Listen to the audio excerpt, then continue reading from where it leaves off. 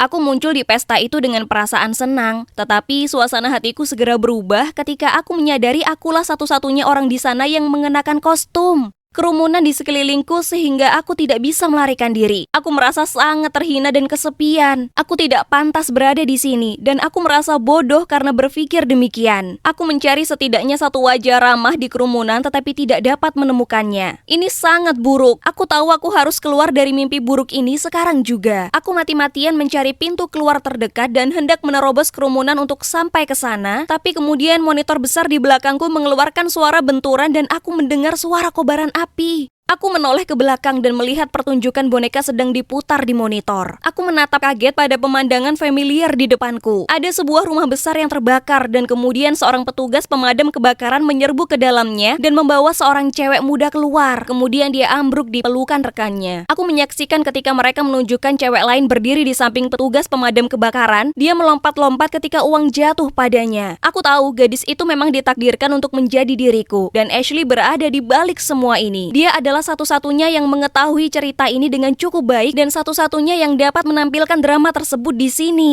Pertunjukan berlanjut dan aku menyaksikan seorang cowok muda memasuki bingkai bersama cewek muda itu lalu mereka berciuman. Tiba-tiba cewek yang lain muncul kembali di layar dan menarik cowok itu menjauh darinya. Lalu mereka lari bersama. Adegan terakhirnya adalah cewek muda yang duduk sendirian dan menangis. Penonton mencemooh dan mendesis ke arah layar. Aku berdiri membeku. Ini omong kosong. Aku tidak pernah mencuri pacarnya.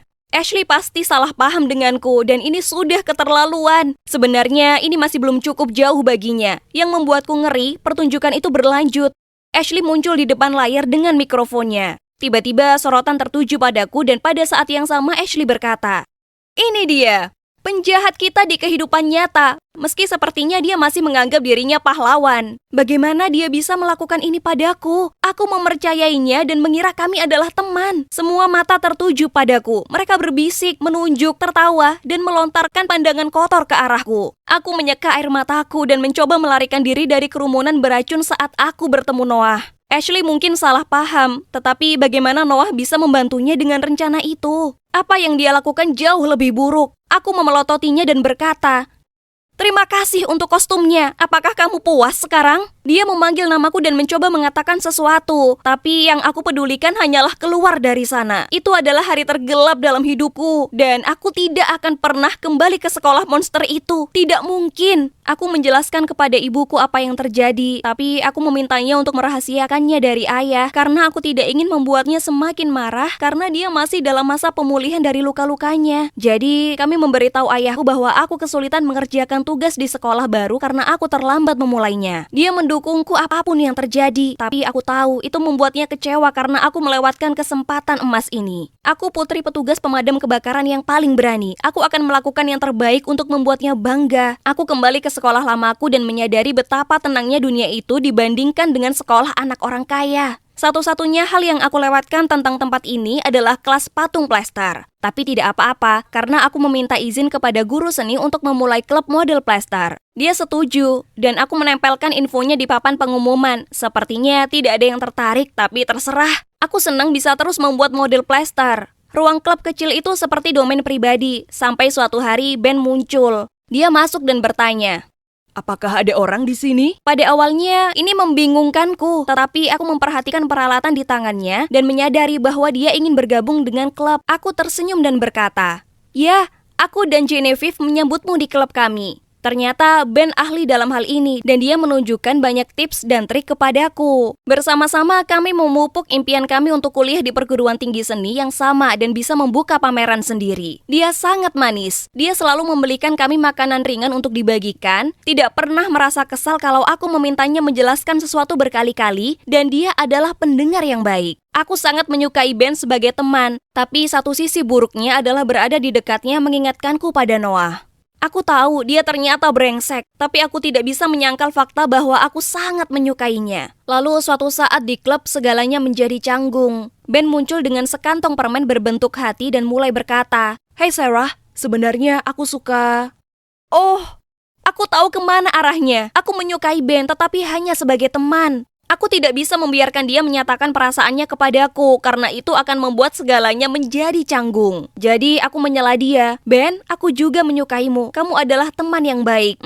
Bisakah kamu membantuku dalam hal ini? Lalu aku menuju ke bagian patungku. Ben mencoba mengatakan sesuatu, tapi aku tetap berpura-pura sibuk dengan urusan lain. Lalu dia menyerah begitu saja dan membantuku dalam diam. Setelah itu dia tidak mencoba menceritakan perasaannya lagi kepadaku, dan kami terus berteman seperti biasa. Itu yang terbaik untuk semuanya. Masa-masa SMA berakhir dan semua upaya kami membawaku dan Ben ke perguruan tinggi seni terkemuka. Aku sangat bersemangat, tapi aku juga takut untuk membuka diri dan berteman lagi dengan siapapun. Karena hal ini belum pernah berhasil bagiku sebelumnya. Ben sepertinya memahami semua perasaanku sehingga dia selalu bersamaku. Aku sangat bersyukur memiliki Ben di sana. Dia adalah teman yang luar biasa dan menyenangkan berada di dekat seseorang yang memiliki minat seni yang sama sepertiku. Senang sekali rasanya Ben peduli padaku, tapi kadang-kadang dia bertindak terlalu jauh. Beberapa cowok lain di perguruan tinggi menyukaiku, tetapi mereka bahkan tidak mempunyai kesempatan untuk mendekatiku. Aku mengetahui bahwa Ben mencegat semua hadiah dan kartu yang mereka coba kirimkan kepadaku dan membuangnya ke tempat sampah. Dia menghentikan mereka di jalan ketika mereka mencoba mendekatiku dalam perjalanan pulang, lalu meminta mereka untuk berbicara dengannya terlebih dahulu. Dia menanggapinya dengan sangat serius, sehingga aku mengira aku adalah putri kecilnya. Suatu saat ketika orang ini memberitahunya bahwa dia akan menemuiku dengan cara apapun, Ben bersikeras untuk tinggal di rumahku agar dia bisa menjagaku. Menurutku semuanya lucu, begitu pula ayahku. Menurutku tingkah laku Ben juga terlihat aneh di mata orang lain. Seperti saat kami sedang makan siang, cowok ini berhenti di depan meja kami dan bertanya, "Apakah dia pacarmu? Jika tidak, dia tidak punya hak untuk bertindak begitu dekat." Sejujurnya, aku tidak ingin pacaran dengan siapapun. Aku tidak punya waktu untuk cowok. Aku mau fokus pada seniku. Jadi aku meraih tangan Ben dan berkata ke cowok itu, "Ya, dia punya hak, jadi sebaiknya kamu berhati-hati terhadapnya." Aku bisa melihat Ben tersipu dan tersenyum. Dia harusnya sudah tidak menyukaiku kan? Hari presentasi terakhir kami tiba dan ada banyak agensi bakat yang mengawasi kami. Ini bisa dianggap sebagai wawancara pertama kami. Perekrut diizinkan menanyai kami untuk membuat keputusan pekerjaan. Itu sangat menakutkan tapi juga mengasyikkan. Setelah itu dosenku bercerita kalau aku dan Ben telah menerima beberapa tawaran bagus, termasuk sebuah perusahaan yang ingin mempekerjakan kami berdua. Aku langsung mengirim pesan kepada Ben untuk menemuiku di atap kampus untuk merayakannya. Tetapi saat aku melihatnya, aku melihat dia terlihat sedih. Oke, ini tidak masuk akal. Dia seharusnya sama bersemangatnya denganku. Aku bertanya kepadanya, "Ada apa, Ben? Kita masih bisa bekerja sama. Aku akan mengonfirmasi kesepakatannya dan tidak sabar untuk bekerja sama denganmu."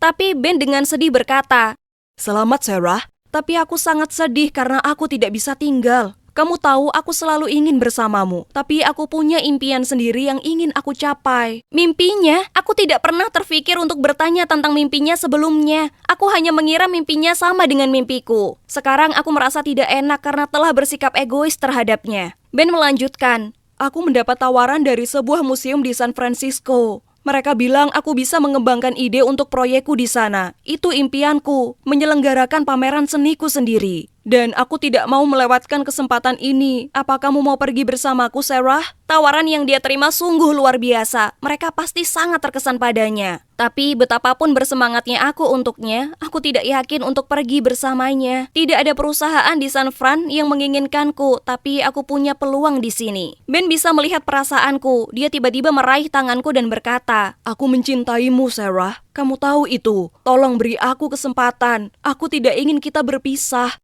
Aku menarik tanganku kembali. "Tidak bisa, Ben. Ini impianmu dan kamu harus mewujudkannya. Tapi itu bukan impianku. Aku tahu kamu akan sukses dan kamu bisa kembali suatu hari nanti dan menemukanku." Aku terdiam. Melihat sikapku yang tegas, Ben tidak berkata apa-apa lagi dan hanya membuang muka. Sore itu aku menyadari kalau kami harus tumbuh dari para pemimpi muda dan menjadi pejuang demi masa depan kami. Bagaimanapun, masa depan tampak cerah dan aku sangat bersemangat untuk melihat kemana masa depanku akan membawaku pergi.